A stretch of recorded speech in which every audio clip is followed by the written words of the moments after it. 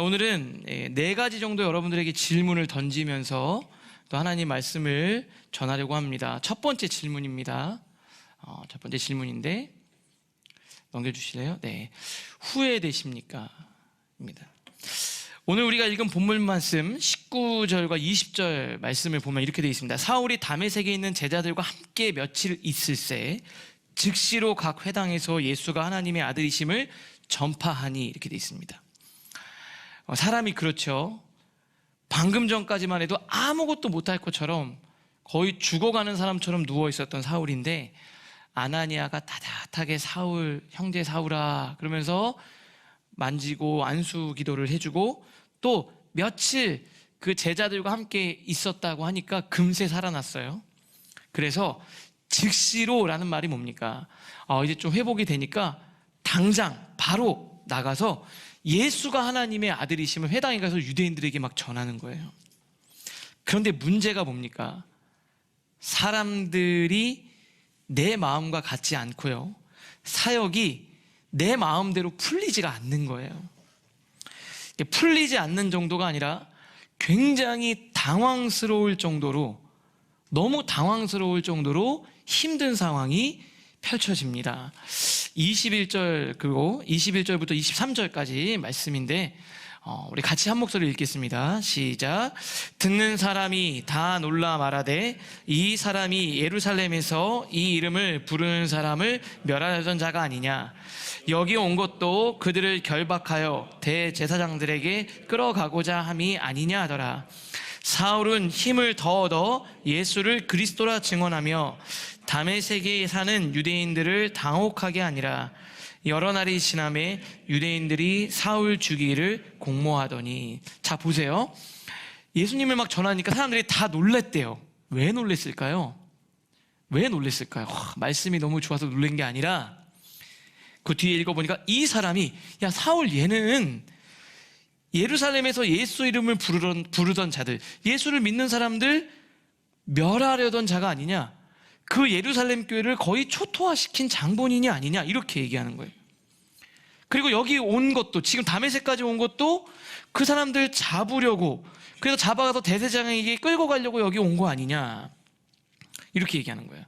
그랬더니 사울이, 맞는 얘기잖아요, 아니에요 이러면서 더 힘을 내서 열정적으로 예수님이, 예수 그리스도가 바로 하나님의 아들이심을 증거한 거예요. 그때 유대인들이 당혹했다, 이런 표현을 썼습니다. 당혹했다. 근데 사실 사람이 이런 게 있습니다. 열심히 응원하던 사람이 못하면은 실망하게 되고요, 약간 배신감도 느껴요. 내가 응원 그렇게 열심히 했는데 우리 국가대표 선수들이 축구를 못하면 어떻게 돼요? 배신감도 느끼고 막 화도 나잖아요. 그래서 경기를 보다가 화내시는 분들 계시잖아요. 지금 유대인들이 딱 그런 거예요. 실망과 배신감으로 인한 분노가 치밀어 오른 거예요. 그러니까 황당함이 배신감으로 분노로 연결됐어요. 그래서 어떻게 합니까? 사울을 죽이려고 공모하기 시작했습니다. 근데 다행히 이 계교가 노출이 돼서 사울이 살게 됩니다. 그 계교가 사울에게 알려지니라 하나님이 알려주신 거죠. 그를 죽이려고 밤낮으로 성문을 지키거늘. 밤낮으로 성문을 지키는데 제자들이 그걸 알고서 광주리에 달아다가 내려서 도망가게 해준 거예요. 그럼 사울이 이제 유대인들한테는 안 되는구나, 내 전적이 있으니까. 그래서 들은 생각이 뭘까요? 그러면 이제 내가 예루살렘에 가서 누구랑? 예수 믿는 사람들과 좀 사귀어보고 잘 지내봐야 되겠다, 이런 생각을 한 거예요. 26절 우리 한번 같이 읽겠습니다. 시작. 사울이 예루살렘에 가서 제자들을 사귀고자 하나 다 두려워하여 그가 제자됨을 믿지 아니하니. 그래서 예루살렘에 가서 제자들 뭐 하고 싶었던 거예요? 사귀고 싶었다는 거예요. 난 이제 예수 믿는 사람들이니까 예수 믿는 사람들과 친하게 지내려고 했는데 어떻게 돼요? 다 뭐 한 거예요? 두려워하여. 가기만 하면 도망가는 거예요. 왜요? 쟤 지금 페이크 쓰는 거 아니야? 나도 예수 믿었다 그랬더니 그래요? 그러면 야, 얘 잡아가, 이렇게 하는 거 아니야? 이러는 줄 알고 다 무서워서 도망가는 거예요. 제자됨을 믿지 않는 겁니다. 그래서 바울이요, 이 기간, 바울이 이때부터 본격적으로 사역을 시작하게 될 때까지 10년 동안 아무것도 없어요. 이제 오늘로서 사울의 이야기가 끝나고 베드로 이야기로 넘어가는데, 그리고 나서 사울이 바울이 돼서 안디옥에서 사역할 때까지 10년 동안 아무것도 아닌 상태로 지나게 됩니다. 그래서 바울이 뭐라고 로마 성도들에게 고백하냐면 이렇게 고백해요. 로마서 11장 29절, 우리 같이 한 목소리로 읽겠습니다. 시작. 하나님의 은사와 부르심에는 후회하심이 없느니라. 아멘. 바울 후회했을 거예요. 잘못 선택했다. 그러나 하나님의 부르심엔 후회가 없음을 나중에 깨닫게 되고 이렇게 고백하는 겁니다. 하나님의 부르심에는 후회하심이 없습니다. 저도 후회했어요. 근데 지금은 확신합니다. 하나님의 부르심에는 후회가 없어요. 하나님 실수하지 않는 분이십니다. 그렇지만 시간이 좀 필요하죠. 다듬어지는 시간이 필요해요. 돌아가는 시간이 필요한 겁니다. 그러나 하나님은 반드시 약속을 성취하는 분이심을 믿으실 수 있기를 바랍니다. 두 번째 질문입니다. 우리 한번 같이 읽겠습니다. 시작. 어디에 쓰시겠습니까? 예루살렘 교회에 왔는데요, 제자들이 나 한번 잘 지내보려고 사귀어보려고 왔는데 아무도 안 만나주는 거예요. 근데 그때 바나바란 사람이 사울을 데리고 예루살렘 교회 사도들에게 소개해주고 제자들과 만날 수 있도록 연결해 줍니다. 27절 제가 읽어보겠습니다.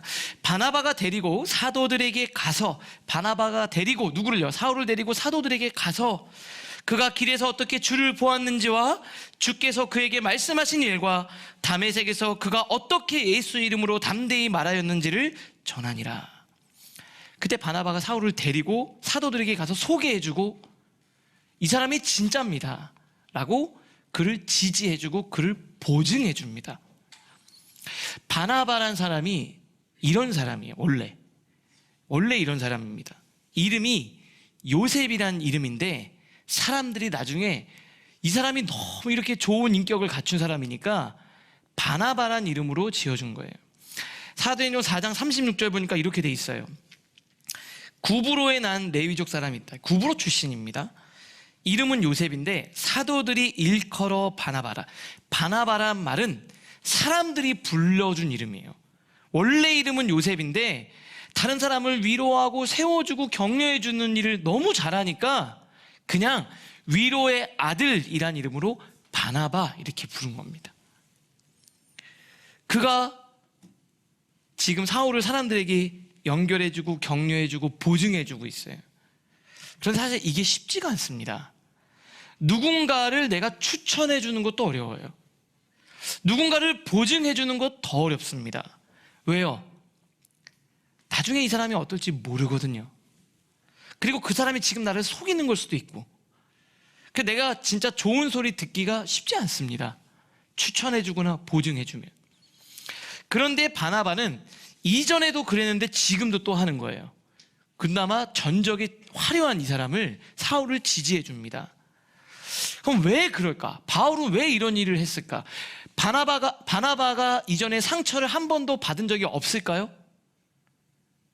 이거 소개해주고 자기가 피본 일이 없을까요? 아니요. 그런데 바나바는 합니다. 왜 그랬을까? 그의 말 속에서 힌트를 찾을 수 있는데, 다시 한번 그 말을 27절을 보면은 잘 보세요.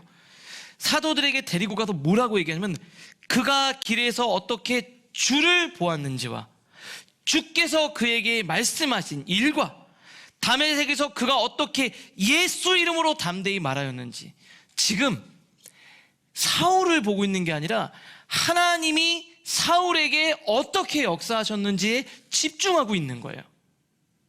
아하, 사울 보고 보증해 주는 게 아니라 하나님을 바라보고 그를 보증하고 있는 겁니다. 사울을 믿은 게 아니라 사울에게 역사하실 하나님을 믿은 거예요. 예루살렘 교회 성도들도 마찬가지였어요. 사울을 본 게 아니라 바나바를 보고 사울을 받아줍니다. 그래서 28절 보니까 이렇게 되어 있습니다. 사울이 제자들과 함께 있어 예루살렘에 출입하며, 그때까지 혼자 가니까 만나주지도 않았는데 제자들과 함께 어울리고 이제 왔다 갔다 하고 할 수 있었어요. 자, 여기 너무 중요한 얘기입니다. 여러분, 누군가를 보증을 해주려면 내 인격과 삶이 뒷받침돼야지만 보증을 해줄 수 있어요. 바나바란 사람이 살아온 삶, 좋은 평판, 그 인격, 바른 삶이 바나바 자신을 위해서 쓰여진 게 아니에요. 한 사람을 살리고 그를 세우는데, 그가 지금까지 살아온 삶과 명성과 그의 평가와 바른 삶과 바른 의식과 인격이 사람 살리는 데 쓰여진 거예요. 놀랍습니다. 여러분은 왜 사람들에게 좋은 평가를 얻죠? 왜 인기를 누리려고 합니까? 혹시 나중에 내가 어떤 도움을 받으려는 거 아닌가요? 사랑하는 라이프처치 성도 여러분, 바나바처럼 인생을 사십시오. 좋은 평판, 멋진 인격, 바른 삶 다 쌓으십시오. 그리고 그것이 사람을 세우고 교회를 새롭게 하는데 쓰임을 받기를 주님의 이름으로 축복합니다. 세 번째 질문입니다. 우리 또 같이 읽겠습니다. 누가 주도권을 가지고 있습니까? 30절 이어서, 29절 30절 이어서 보니까 이렇게 되어 있습니다. 또 주 예수의 이름으로 담대히 말하고 헬라파 유대인들과 함께 말하며 변론하니. 그냥 계속 담대하게 얘기하고 막 더 예수 그리스도를 증거하니까 사람들이 죽이려고 힘을 쓴 거예요. 바울이 힘을 쓴 만큼 바울을 죽이려고 상대편도 더 힘을 쓰는 거예요. 그랬더니요, 이걸 알고서 안 되겠다, 얘를 사역은 못하겠다. 그래서 걔는 사역의 일선에서 물러난 거예요. 그래서 어디로 가냐면 가이사랴로 데리고 가서, 바울의 고향이 다소입니다. 다소에 내려가 있어라, 이렇게 얘기를 한 거예요. 그리고 다소로 내려가는 거예요. 첫 번째 사역에서 완전 실패, 대실패입니다. 자기의 존재감도 없어요. 사울은 거기서 아무것도 아니에요. 아무것도 한 게 없어요. 그런데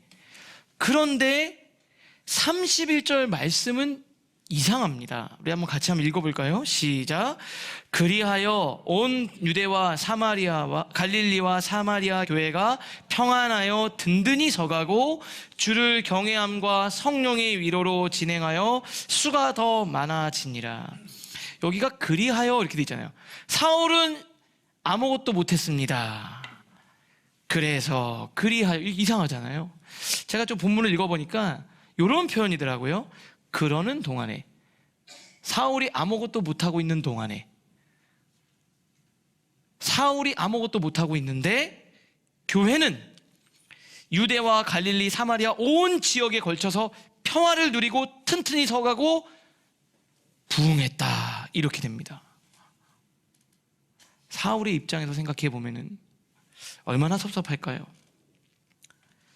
사울과 상관없이 하나님의 역사가 이루어진다는 거예요. 사울이 뭘 깨달았을까요? 내가 아무리 막으려고 해도 막을 수 없구나. 내가 아무리 잘하려고 해도 내가 잘할 수 있는 게 아니구나. 나와 상관없이 하나님의 역사는 이루어지는구나. 여러분, 이거 되게 중요한 얘기입니다. 내가 열심히 한다고 교회가 부흥되는 거 아니고, 제가 못한다고 교회가 무너지는 거 아닙니다. 주도권이 하나님께 있습니다. 나와 상관없이 하나님은 일하셔요. 성령의 흐름이 있습니다. 거대한 성령의 물줄기가 있어요. 이거는 우리 한 사람이 막을 수가 없습니다. 한 사람이 방향을 틀 수도 없어요. 근데 한 가지는 할 수 있습니다. 뭔지 아세요? 그 성령의 흐름에 내가 동참하는 사람이 될 거냐? 동참하지 않을 거냐? 모든 주권은 하나님께 있기 때문에 그렇습니다. 나의 선택은 딱 하나입니다. 하나님의 놀라운 역사적 흐름에 내가 쓰임 받을 거냐? 아닐 거냐를 선택하는 거죠. 내가 그 사역의 기쁨에 참여할 거냐, 그 기쁨을 내가 거부할 거냐, 두 가지입니다. 여러분 잘 들으세요. 여러분의 가정이요, 하나님의 손에 붙들려 있음을 믿으십니까? 안 믿으시는 것 같으신데, 하나님이 여러분의 가정을 지금까지 선택해서 인도하고 계심을 믿으십니까? 여러분과 상관없이 하나님이 여러분 가정을 통해서 역사하실 겁니다. 여러분의 자녀요, 하나님이 여러분들에게 주신 귀한 나의 자녀임을 믿으십니까? 여러분의 인격과 여러분의 경제적 능력과 여러분의 성품과 상관없이 하나님이 그 자녀들 쓰실 겁니다. 여러분은 단지 딱 하나의 선택이 있어요. 우리 가정을 통해 일하실 역사에 내가 기쁨으로 동참할 건지 아니면 죄를 지을 건지. 여러분의 자녀를 하나님이 멋지게 키우실 텐데 그 역사적인 일에 내가 하나님이 기뻐하시는, 하나님이 아름답게 생각하는 부모의 역할을 감당할 건지 아니면 하나님의 안타까움이 될 건지, 둘 중에 하나밖에 없다는 거예요. 하나님께서 라이프 처치 가운데 성령의 역사가 일어나고 있습니다. 저는 그 놀라운 역사에 내가 쓰임을 받을 건지 아닐 건지의 선택만 있을 뿐이에요. 여러분 어떤 선택하시겠어요? 하나님께서 여러분의 가정과 자녀와 우리 교회, 여러분의 삶의 현장에 하나님이 역사하실 겁니다. 주도권은 하나님께 있습니다. 그 거대한 성령의 물줄기에 여러분들이 올라타실 수 있기를 주님의 이름으로 축복합니다. 마지막 네 번째 말씀입니다. 왜 따라하지 않습니까? 그리고 나서 사울의 이야기가 끝나고요, 이제 사울은 잠시 거의 10년 동안 아무것도 아닌 상태로 그냥 고향 다소에 있습니다. 그러다가 이제 시선이 누구에게로 옮겨가냐면 이제 베드로에게 옮겨가요. 베드로가 해야 될 일이 있거든요. 그러면서 우리가 9장 마지막 부분에 보면 베드로가 사역을 시작하면서 놀라운 치유의 사건 두 가지를 기록하고 있는데 그걸 여러분들과 조금 살펴보려고 합니다. 베드로가 전도를 하다가 루따라는 지역에 갔어요. 그래서 32절 보니까 루따에 사는 성도들에게 내려갔는데 거기서 애니아라는 사람을 만납니다. 근데 그 사람이 중풍병으로 침상에 누운 지 오래됐어요. 8년 동안 누워서 일어나지 못하는 거예요. 근데 사도 베드로가 오니까 고쳐달라고 사람들이 부탁했겠죠. 그래서 베드로가 그를 고치는데 31절 너무 중요합니다. 같이 읽겠습니다. 시작. 베드로가 이르되 애니아야, 예수 그리스도께서 너를 낫게 하시니 일어나 내 자리를 정돈하라 한데 곧 일어나니. 근데 제가 말씀을 묵상을 하다가 아니 이거 어디서 본 것 같은 거예요. 어디서 봤냐면 요한복음 5장 8절에 베데스다 연못가에 38년 된 병자를 고칠 때 예수님이 이렇게 얘기하신 거예요. 우리 한번 같이 읽겠습니다. 요한복음 5장 8절입니다. 예수께서 이르시되 일어나 내 자리를 들고 걸어가라 하시니. 일어나 내 자리를 들고 걸어가라. 애니아야, 내 자리를 정돈하라. 그러니까 일어나서 걸은 거예요. 전 이걸 보면서 이런 생각이 들었어요. 병이 오래된 중풍병자를 고쳐달라고 사도한테 찾아오는데 베드로가 나 어떡하지? 이런 생각이 드는 거예요. 근데 어떡할까? 우리 스승님은 어떻게 하셨지? 예수님은 어떻게 하셨지? 예수님께 막 기도하다가 예수님이 어떻게 하셨는지 그 사건이 딱 떠오른 거예요. 그래, 베데스다 연못가에 38년 된 병자를 고칠 때 예수님이 일어나라, 일어나 내 자리를 들고 가라. 그게 막 영화처럼 싹 스쳐 지나가는 거예요. 그래, 그래서 그 예수님을 따라한 거예요. 애니아야, 일어나 내 자리를 정돈하라. 예수 그리스도의 이름으로 믿음으로 선포한 겁니다. 근데 그리고 났는데 막 소문이 퍼졌겠죠. 루다에 있는데 거기 가까운 요바에서 사람들이 와서 도와달라고 요청을 합니다. 36절 그 다음 성경도 보여주실래요? 요바에 다비다라 하는 여제자가 있는데 이름을 번역하면 도르가라, 선행과 구제하는 일이 심히 많더니, 이 다비다라는 여자가 있었는데요, 얼마나 착한 일을 많이 했는지 이 여자가 아프고 죽으니까 사람들이 그렇게 슬퍼하는 거예요. 병들어 죽으니까 시체를 다락에 누이고 막 울면서 기도하는 거예요, 사람들이. 그러니까 룻다가 요바랑 가까우니까 사람들 보내가지고 베드로를 모셔온 거예요. 그리고 도와달라고 간청합니다. 제발 좀 살려주세요. 우리 다비다 좀 살려주세요. 그런데 베드로가 죽은 사람을 살리는 거는 한 번도 해본 적이 없잖아요. 이거 어떡하지? 자기한테는 감당할 수 없는 일이에요. 막 또 기도한 거예요. 하나님, 어떻게 하죠? 이 싸늘한 시신을 두고서. 그런데 막 기도했는데 갑자기 한 장면이 생각나는 거예요. 예수님이 어떻게 하셨는지. 그래서 40절 이렇게 합니다. 베드로가 사람을 다 내보내고 무릎을 꿇고 기도하고 돌이켜 시체를 향하여 이르되 다비다야 일어나라. 사람들 다 나가시오. 그리고 딱 둘이 있을 때 다비다야 일어나라. 그랬더니 다비다가 눈을 뜬 거예요. 전 이걸 보면서 뭐가 떠올랐냐면, 마가복음 5장에 백부장 야이로의 딸이 죽었어요. 근데 그 딸이 고침받는 장면이 나옵니다. 마가복음 5장 40절부터 42절인데 이렇게 보세요. 예수께서 그들을 다 보내신 후에 아이의 부모와 또 자기와 함께한 자들을 데리고 아이 있는 곳에 들어가서 아이의 손을 잡고 이르시되 달리다구 마시니 번역하면 곧 내가 내게 말하노니 소녀야 일어나라 하심이라. 40절에 보면은 다 내보내셨어요. 나가세요. 다 보내고 뭐라 그럽니까? 달리다굼 소녀야 일어나라. 똑같아요. 그때 생각한 거예요. 그래, 예수님 나가라고 하셨지. 그리고 소녀야 일어나라 외쳤지. 우리 스승님이 그렇게 하셨지. 그래서 다 내보낸 거예요. 그리고 그 시체 위에서 뭐라 그러냐면 다비다 쿰, 다비다야 일어나라. 그랬더니 기적이 일어났어요. 제자들을 떠날 때 스승님이 주셨던 말씀이 떠올라서 베드로가 그대로 흉내내고 있어요. 저 기도합니다. 우리 하나님께서 역사하실 줄 믿습니다. 아프신 분들도 있고요, 진짜 가정에 너무 힘든 문제가 있는 분들도 있고, 어떤 친구는 오래도록 가정의 상처가 해결되지 않은 사람도 있고, 이 갈등이 너무 심해가지고 내가 이걸 어떻게 할 수 있나, 어떡하죠 하나님?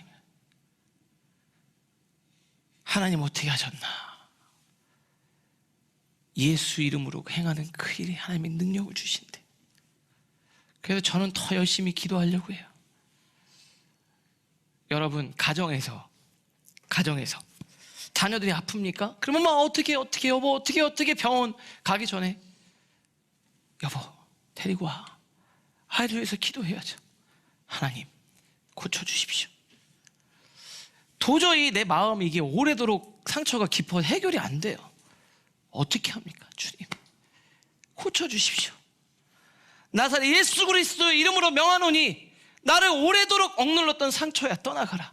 믿음으로 선포하시고, 우리가 서로 목장에서 서로를 위해서 기도할 때 하나님의 역사가 나타난다 이겁니다. 믿으십니까? 그 믿음으로 하나님께 기도하며 나아가는 여러분들 되실 수 있기를 바랍니다. 우리 하나님은 실제입니다. 실제. 왜 따라하지 않습니까? 아니, 하나님이 그렇게 하라 그랬잖아요. 베드로 그냥 그렇게 했더니 역사가 나타났잖아요. 우리도 할 수 있습니다. 우리도 할 수 있다고요. 하나님이 그 능력을 주셨어요. 권능을 주셨습니다. 권능을 쓰면 나가는 겁니다. 저 하나님 그 확신이 있습니다. 확신을 가지고 여러분들을 위해서 더욱더 힘써 기도할 겁니다. 하나님 살려주십시오. 회복시켜 주십시오. 그의 인생을 바꿔 주십시오. 사울을 바울로 바꿔서 이방인을 위해 택한 그릇으로 삼으신 주님, 우리 사랑하는 라이프처치 성도님들 바꿔주실 줄 믿습니다. 뭘 할지 모를 때 스승님을 생각하면서 그분을 쫓아서 하나님의 역사를 드러내는 우리 사랑하는 라이프처치 성도님들 모두가 되실 수 있기를 주님의 이름으로 축복합니다.